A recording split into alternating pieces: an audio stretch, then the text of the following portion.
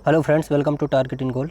Friends, आज अंग्रेज़ों की आर्थिक और सामाजिक नीति क्या थी, सांस्कृतिक नीति क्या थी, उससे संबंधित जो आयोग ने प्रश्न पूछे हैं प्रीवियस ईयर में, आज हम वो डिस्कस करेंगे। और आधुनिक भारत में हमने सबसे पहले चैप्टर में देखा था कि भाई जो अंग्रेज़ों का आगमन है या फिर यूरोपीय कंपनियों का आगमन है वो कैसे हुआ। इसके बाद हमने देखा कि मराठा साम्राज्य और जो स्वतंत्र शासक थे उन्होंने किस तरह से अपना रोल निभाया। और आज हम यहाँ पर अंग्रेज़ों की जो नीतियाँ थीं, क्योंकि हमने देखा था कि भाई 1757 की लड़ाई और 1764 की जो लड़ाई हुई थी, बक्सर की लड़ाई, उसके बाद में अंग्रेज़ों को यहाँ से राजस्व जो था कलेक्ट करने का अधिकार मिल गया था। तो इसके बाद में यहाँ पर हम देखेंगे कि बहुत सारी जो आर्थिक गतिविधियाँ हैं उनमें बदलाव आएगा। वो अपने हिसाब से यहाँ से राजस्व कलेक्ट करने की नीतियों को निर्धारित करेंगे। तो उसमें से उन्होंने कौन सी नीतियाँ निर्धारित की, उसका भारतीय समाज में क्या बुरा प्रभाव पड़ा, इन सारी जो भी कंटेंट होते हैं इनसे संबंधित आयोग ने जो भी प्रश्न पूछे हैं उनको यहाँ पर हम आज देखने वाले हैं। तो देखिए, आयोग ने पहला प्रश्न क्या पूछा है। डलहौजी ने भारत में ब्रिटिश साम्राज्य के लिए और यहाँ पर खालिस्तान अवध को कब्जे में लिया था। मतलब ये पूछ रहा है कि जो डलहौजी ने अवध को कब्जे में लिया था तो उसका क्या कारण था। ऑप्शन यहाँ पर देखिए दिया गया है। सहायक गठबंधन की नीति के माध्यम से, युद्ध छेड़कर, राज्य में अव्यवस्था के माध्यम से, हड़प नीति के माध्यम से। तो देखिए, जो डलहौजी ने अवध को अपने कब्जे में लिया था उसका कारण था यहाँ पर राज्य की अव्यवस्था। वो अंग्रेज़ों ने अपना एक यहाँ पर प्रतिनिधि रखा था एक प्रकार से, और उसने कह दिया कि भाई यहाँ पर जो शासन चल रहा है वो सही से नहीं चल रहा है। तो अंग्रेज़ों ने क्या किया कि अवध को अपने कब्जे में यहाँ पर ले लिया था। अब देखिए, जो डलहौजी है फ्रेंड्स, ये डलहौजी यहाँ पर हड़प नीति के लिए जाना जाता है। और हड़प नीति क्या थी? हड़प नीति दरअसल ये थी कि अगर कोई भी रजवाड़ा है, अगर उसका कोई प्राकृतिक पुत्र नहीं है, प्राकृतिक पुत्र का मतलब उससे पैदा हुई कोई संतान नहीं है, तो उसको इन्होंने रिस्ट्रिक्शन ये कर दिया था कि भाई वो किसी को गोद नहीं ले सकता, और गोद नहीं ले सकता, ना ही गोद लिया हुआ जो पुत्र रहेगा या कोई भी कैंडिडेट रहेगा उसको वो राजा बना सकता है। तो यहाँ पर यही नीति चलाई थी इसने, डलहौजी ने। तो कभी प्रश्न ये पूछा जाए अगर कि भाई हड़प नीति किसने चलाई, या इसके साथ में जो मैंने डिस्क्रिप्शन दिया, तो ये अगर इससे संबंधित कहीं पर पूछा जाता है तो ये डलहौजी ने यहाँ पर चलाया था। अब देखिए क्या होता है कि यहाँ पर 1856 में अवध का विलय जो है ये जेम्स आउट्रम की रिपोर्ट के आधार पर कर लिया गया था। तो जेम्स आउट्रम जो था ये एक प्रकार से कह सकते हैं कि वहाँ में अंग्रेज़ों का एक प्रतिनिधि था, या वहाँ ये कंट्रोल करने वाला एक व्यक्ति था। तो इसने एक रिपोर्ट दे दी कि भाई यहाँ शासन ठीक से नहीं चल रहा है।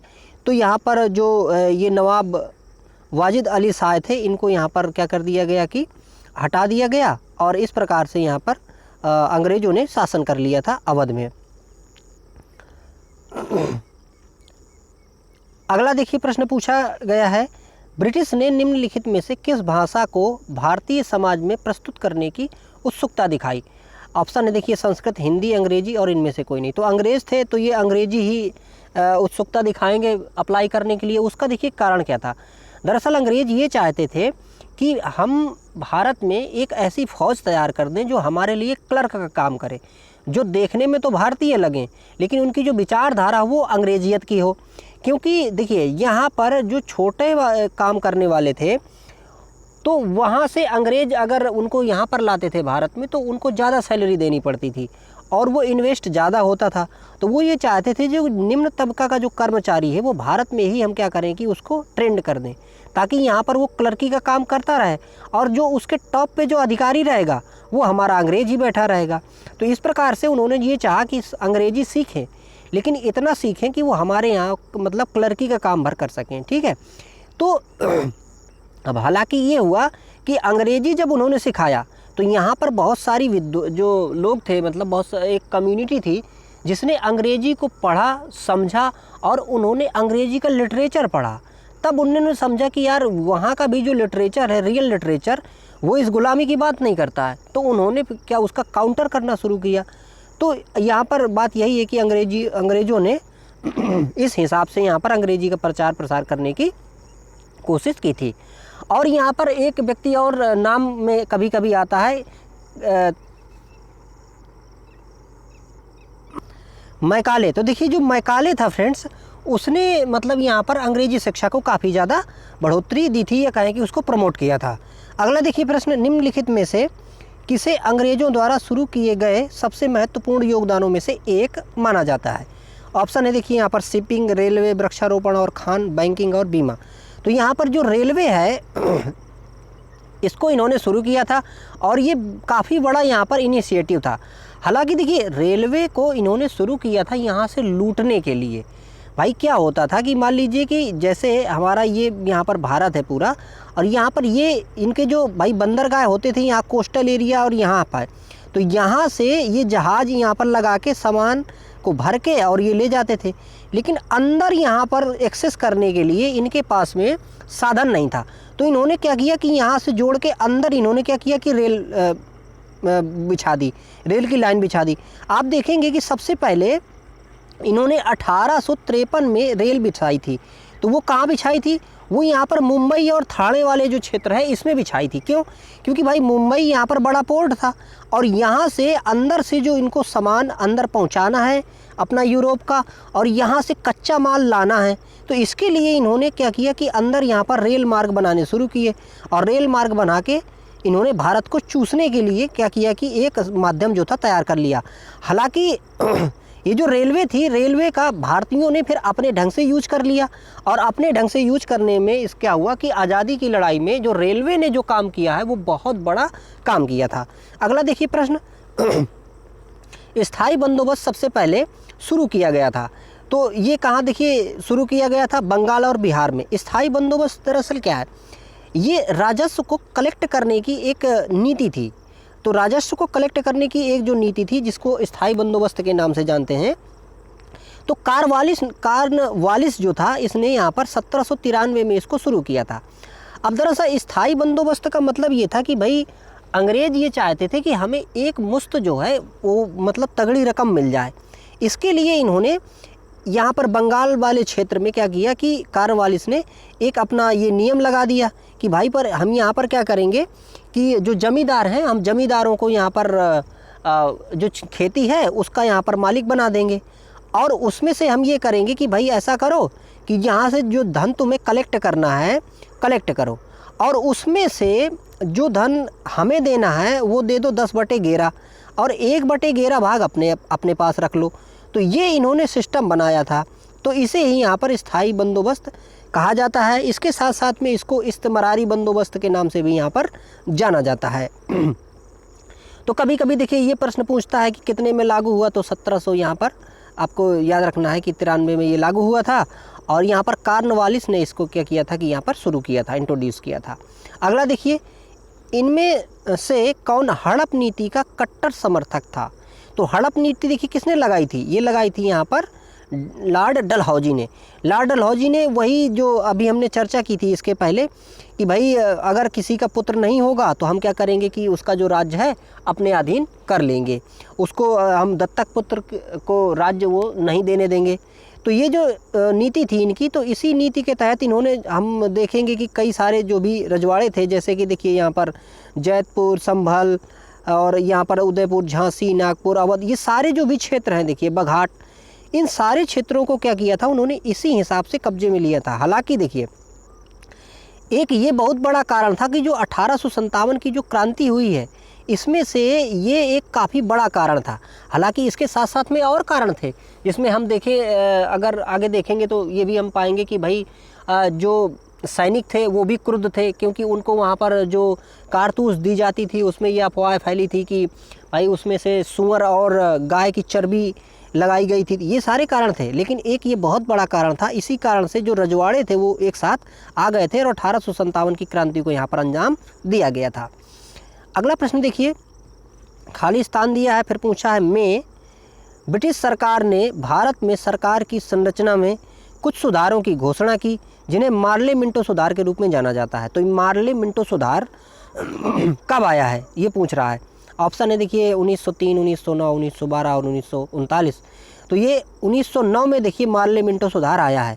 मार्ले मिंटो जो सुधार है देखिए ये बहुत बड़ा सुधार था और इसने बहुत बड़ा परिवर्तन भी किया है, जो कि बाद में हमारे यहाँ पे विभाजन का कारण भी बना था। क्योंकि मार्ले मिंटो सुधार में क्या किया था गया था कि यहाँ पर जो मुस्लिम थे इनको सेपरेट वोटिंग का और उनकी सेपरेट सीटों का क्या कर दिया गया था कि यहाँ पर अधिकार दे दिया गया था। तो यहाँ पर इस अधिकार की वजह से जो विभाजन था हिंदू मुस्लिम में, एक बहुत बड़ा विभाजन जो था ये यहाँ पर आ गया था। जो पृथक निर्वाचन का जो ये अधिकार था, यानी कि सेपरेट वोटिंग का, और ये जो अधिकार था, ये हमारे भारत के विभाजन का बहुत बड़ा एक आधार बना, बहुत बड़ा कारण बना था। तो यहाँ पर देखिए जो मार्ले और मिंटो, तो मार्ले यहाँ पर सचिव था, भारत का सचिव, और मिंटो जो है यहाँ पर भारत का वायसराय था, और ये 1909 में यहाँ पर किया गया था। प्रश्न देखिए कभी कभी सीधे सीधे ऐसा पूछता है कि भाई पृथक निर्वाचन की जो व्यवस्था है वो किस अधिनियम के तहत की गई थी। तो यहाँ पर आपको ध्यान रखना है कि भाई 1919 का जो अधिनियम आया था इसके तहत की गई थी। अगला देखिए प्रश्न पूछा गया है कि ईस्ट इंडिया कंपनी ने किस वर्ष में कलकत्ता में सर्वोच्च न्यायालय की स्थापना की थी। ऑप्शन यहाँ पर देखिए 1757, 1765, 1773 और 1792 दिए हैं। इसमें से देखिए दरअसल जो एक आया था रेगुलेटिंग एक्ट, तो रेगुलेटिंग एक्ट आया था हमारा यहाँ पर 1773 में। 1773 का जो रेगुलेटिंग एक्ट था इसके तहत ही 1774 में, कितने में, 1774 में यहाँ पर एक सर्वोच्च न्यायालय सुप्रीम कोर्ट की स्थापना की गई थी। और ये जो स्थापना है ये बंगाल में की गई थी। इसके जो प्रथम मुख्य न्यायाधीश थे वो एलिजाह इम्पे थे, और बाकी यहाँ पर अन्य जो न्यायाधीश थे उनको यहाँ पर नियुक्त किया गया था। तो ये 1774 में यहाँ पर क्या किया गया था कि सुप्रीम कोर्ट की स्थापना की गई थी। अगला देखिए प्रश्न पूछा गया था, भारत में पहली रेलगाड़ी किस वर्ष में और किन दो स्थानों के बीच में चली थी। तो ये देखिए 1853 की बात थी, और यहाँ पर देखिए ये मुंबई से ठाणे के बीच में, ठीक है, 1853 मुंबई से ठाणे के बीच में यहाँ पर ये पहली जो रेलगाड़ी है ये यहाँ पर चलाई गई थी। और जैसा हमने आगे इसके पहले चर्चा भी की है कि भाई किस तरह से इन्होंने किस कारण से इसको चलाया था। अगला प्रश्न देखिए, भारत में सबसे पहली जनगणना कब शुरू हुई थी। तो देखिए जनगणना जो है सबसे पहले 1872 में शुरू हुई थी। इस समय की वायसराय का भी नाम कभी कभी एग्जाम में पूछता है, तो ये क्या था, लॉर्ड मेयो। फिर इसके बाद में अगर हम प्रॉपर गणना की बात करें तो 1881 में यहाँ पर नियमित रूप से जो है गणना यहाँ पर शुरू की गई थी। और इस समय जो है यहाँ पर जो रिपिन थे, है ना, लॉर्ड रिपिन, ये यहाँ पर वायसराय थे। अगला देखिए, अभी क्या है कि जो 2018 में गणना हुई थी, इसके बाद हालांकि यहाँ पर 2021 में गणना होनी थी, क्योंकि जो गणना है वो 10-10 साल में होती है, लेकिन अभी नहीं हुई है गणना। तो और इसकी देखिए उस समय जो ये गणना हुई थी यहाँ पर, तो 15वीं जनगणना थी, ठीक है। अगर ये पूछा जाए कि 2011 की जनगणना थी जो, तो वो उसका नंबरिंग क्या था, तो यहाँ पर 15वीं वो जनगणना थी। और स्वतंत्रता के बाद यदि देखी जाए तो कौन सी थी, ये 7वीं थी। अगला देखिए, 1866 में भारत के संदर्भ में चर्चा करने और भारतीय कल्याण को बढ़ावा देने के लिए ब्रिटिश सार्वजनिक अधिकारियों को प्रभावित करने के लिए लंदन में ईस्ट इंडिया एसोसिएशन का आयोजन किसने किया था। तो लंदन में ईस्ट इंडिया एसोसिएशन की स्थापना किसने की, तो ये कौन थे फ्रेंड्स, ये थे अपने यहाँ पर दादा भाई नौरोजी। दादा भाई नौरोजी जो हैं इन्होंने बहुत बड़ा योगदान दिया है आर्थिक क्षेत्र में, कह सकते हैं, क्योंकि इन्होंने ये बताया था कि भाई जो इंडिया से धन जो है अंग्रेज़ किस तरह से ले जा रहे हैं और किस तरह से ले जाके वहाँ पर इसको यूज कर रहे हैं, लेकिन उसके बदले में हमें कुछ नहीं मिल रहा है। तो ये जो बहुत इन्होंने जो दिया था, और इन्होंने ये भी देखा था कि भाई जो भारत की जो इनकम है पर व्यक्ति की जो इनकम है वो कितनी है, तो उस समय कितनी थी, इस तरह से सारी चीज़ें यहाँ पर इन्होंने कैलकुलेट की थी। और इसके साथ साथ में देखिए इनको वयोवृद्ध पुरुष के नाम से भी यहाँ पर जाना जाता है। अगला देखिए, निम्नलिखित में से कौन सा दूसरा प्रांत था जिसने सहायक संधि को स्वीकार किया। तो देखिए सहायक संधि जो है अभी हमने देखा था कि वहाँ पर तो एक गोद न लेने वाली संधि भाई की गई थी, लॉर्ड बेले। और इसके बाद यहाँ पर देखिए जो ये दिया गया है कि सहायक संधि, तो सहायक संधि जो है ये बेले जली के द्वारा यहाँ पर रखी गई थी। सहायक संधि में क्या किया जाता था कि भाई कोई भी जो प्रांत है यानी राज्य है उसके जो विदेशी अधिकार हैं या अन्य तरह के जो अधिकार हैं वो समाप्त कर दिए जाते थे। अंग्रेज़ क्या करते थे कि जैसे कोई मान लीजिए कि राज्य है, तो वो कहते थे कि भाई ऐसा है तो हमसे सहायक संधि करो, हम तुम पे आक्रमण नहीं करेंगे और जो दूसरे यहाँ के जो आसपास के रजवाड़े हैं उनको भी आक्रमण नहीं करने देंगे। सेना हम अपनी रखेंगे यहाँ पर और उसका जो खर्चा है वो तुमसे लेंगे। ठीक है, तो देखिए सेना अंग्रेज अपनी रख रहे हैं, खर्चा वहाँ का राज्य दे रहा है, बाकी के खर्चे भी दे रहा है, और यहाँ पर इसके जो विदेशी अधिकार हैं, यानी कि बाहर ये न तो किसी से संगठन बना सकता है, न किसी से मतलब किसी तरह की चीज़ें कर सकता है, तो ये सारे अधिकार जो है उसके जब्त हो जाते थे। तो इसे लॉर्ड वेलेजली ने सहायक संधि को क्या किया था कि यहाँ पर स्वीकार किया था। और यहाँ पर देखिए पूछा गया है कि भाई दूसरा प्रांत कौन था, तो ये दूसरा प्रांत था मैसूर। पहला कौन था? हैदराबाद। इसको आप देखिए HM और ये T के हिसाब से इसको याद कर सकते हैं। पहला हैदराबाद, दूसरा मैसूर, यहाँ पर तीसरा यहाँ पर तंजौर जो है वो सहायक संधि में शामिल हुआ था। तो इस प्रकार से यहाँ पर वेलेजली ने इसको सहायक संधि को अंजाम दिया था। अगला देखिए प्रश्न है, निम्नलिखित में से कौन सी प्रणाली भारत में ब्रिटिश शासन के दौरान भूमि राजस्व प्रणाली से संबंधित नहीं है? तो ऑप्शन देखिए, जमींदारी जिसको स्थायी बंदोबस्त कहते हैं, महालवाड़ी और दस्तक और रैयतवाड़ी। तो इसमें से जो दस्तक है ये भू राजस्व की प्रणाली अंग्रेजों ने नहीं शुरू की थी। बाकी यहाँ पर देखिए जमींदारी, महालवाड़ी और रैयतवाड़ी, इनको यहाँ पर शुरू किया था अंग्रेजों ने। जमींदारी को हमने देखा। यहाँ पर देखिए महालवाड़ी जो था, महाल का मतलब होता है गांव, मतलब पूरा एक गांव होगा और इस गांव का एक मुखिया होगा और ये मुखिया जो है पूरे गांव का यहाँ पर राजस्व कलेक्ट करके देगा। ठीक है, तो ये महालवाड़ी वाला सिस्टम था। इसके बाद देखिए एक था रैयतवाड़ी सिस्टम। तो रैयतवाड़ी सिस्टम में रैयत का मतलब क्या होता है? रैयत का मतलब होता है किसान। तो यहाँ पर क्या था कि इस वाली व्यवस्था में किसान से सीधे अटैच मतलब रहते थे व्यक्ति, यानी जो जिसको कलेक्शन करना होता था वो सीधे सीधे कहाँ से जुड़ा हुआ था? किसान से जुड़ा हुआ था। तो ये रैयतवाड़ी व्यवस्था यहाँ पर चलाई गई थी। रैयतवाड़ी व्यवस्था जो है देखो फ्रेंड्स जो है ये दक्षिण भारत में ज़्यादा चलाई गई थी। और इसके बाद जो महालवाड़ी है ये उत्तर प्रदेश और पंजाब वाला ये जो क्षेत्र था यहाँ पर ये काफ़ी कह सकते हैं कि चलाई गई थी। अगला देखिए, बम्बई यानी कि बॉम्बे अब छत्रपति शिवाजी टर्मिनल से थाने तक पहली जो ट्रेन चली थी उसको देखिए फिर से यहाँ पर इन्होंने पूछा है। तो हमने पहले ही देख लिया कि भाई 1853 में यहाँ पर ये चली थी। और देखिए कभी अगर इसकी लंबाई पूछे तो यहाँ पर ये 34 किलोमीटर थी। ठीक है, पहला जो यहाँ पर ट्रैक बनाया गया था ये 34 किलोमीटर का था। अगला देखिए, बाल विवाह अवरोध अधिनियम 1929 को निम्नलिखित किस अन्य नाम से भी जाना जाता है? तो इसको देखिए जाना जाता था शारदा अधिनियम के नाम से।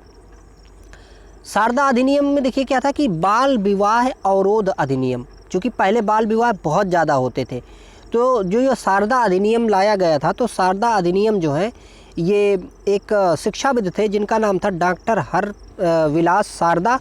तो इनके प्रयत्नों से या इनकी कोशिश से ये लाया गया था और इसमें से ये निर्धारित किया गया था कि जो लड़की होगी उसकी जो उम्र है शादी की 14 साल और जो लड़का होगा उसकी उम्र जो है ये 18 साल यहाँ पर तय की गई थी। और जो ये अधिनियम है यहाँ पर लाया गया, इसके बाद में फिर क्या किया गया कि इसकी और भी उम्र बढ़ाई गई थी, जिसमें से कि जो लड़की की उम्र है वो 18 साल और लड़के की जो उम्र जो है वो 21 साल यहाँ पर किया गया था। तो इस प्रकार से ये जो अधिनियम था ये शारदा प्रसाद अधिनियम या कह सकते हैं कि शारदा अधिनियम के यहाँ पर नाम से जाना गया था। अगला देखिए प्रश्न पूछा गया था, 1764 में ब्रिटिश ईस्ट इंडिया कंपनी द्वारा स्थापित भारत का पहला डाकघर निम्नलिखित में से किस स्थान पर था? तो 1764 में पहला डाकघर कहाँ पे स्थापित किया गया था? ऑप्शन देखिए, सिक्किम, पुणे, मद्रास और यहाँ पर बॉम्बे। तो ये था कहाँ पर? देखिए बॉम्बे में। बॉम्बे में इन्होंने सबसे पहले डाकघर की स्थापना की थी यहाँ पर, और ये था देखिए टाइम यहाँ पर 1764 का, जो कि बक्सर का युद्ध था। ठीक है, किसका? बक्सर का युद्ध।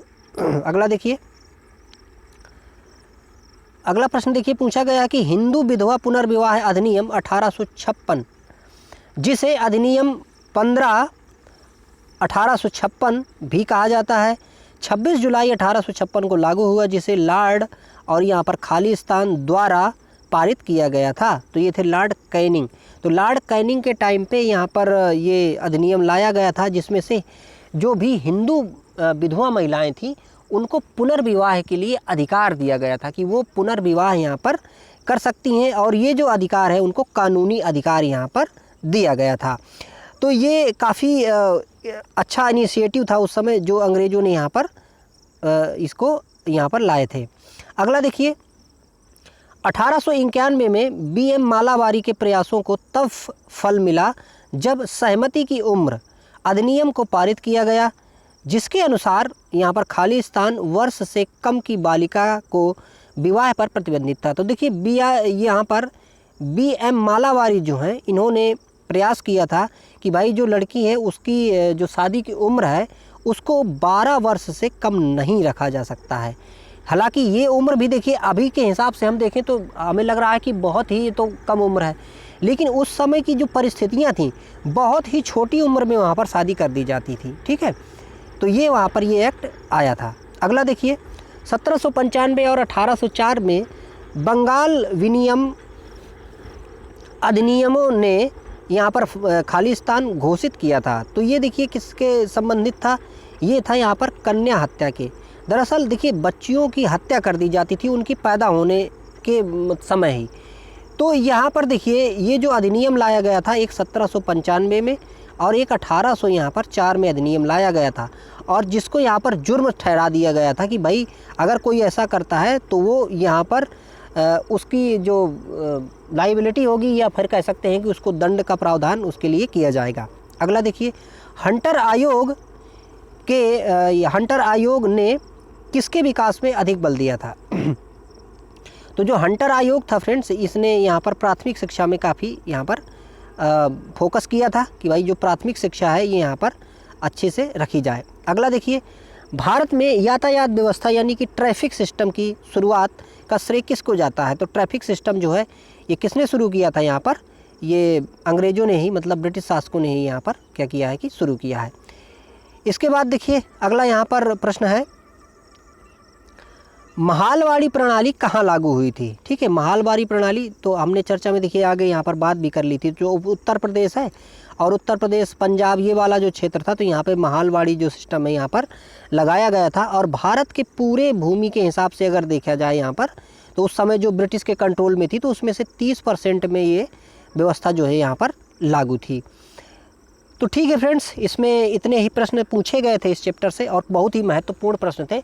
इसका जो डिस्क्रिप्शन था वो भी बहुत महत्वपूर्ण था, तो इसको आप पढ़िए और वीडियोस को लाइक करिए, दोस्तों के साथ शेयर करिए। चैनल में यदि नए हैं तो इसको सब्सक्राइब करके रखिए। Thank you for watching.